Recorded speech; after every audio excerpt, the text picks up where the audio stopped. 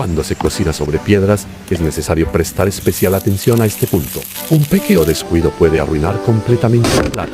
En realidad, cocinar con piedras es un método tradicional que se ha transmitido desde la antigüedad y en principio es seguro. Pero hay que tener especial cuidado con las piedras que contienen humedad. Este tipo de piedras a menudo tienen agua en su interior y si se colocan directamente en el fuego en este estado, puede volverse muy peligroso. Al calentarse, la humedad dentro de la piedra se convierte en vapor de agua y la presión aumenta progresivamente. Y si la presión supera un punto crítico, existe el riesgo de que la piedra explote de repente. Es importante, cuando se usan piedras para cocinar, utilizar solo piedras completamente secas.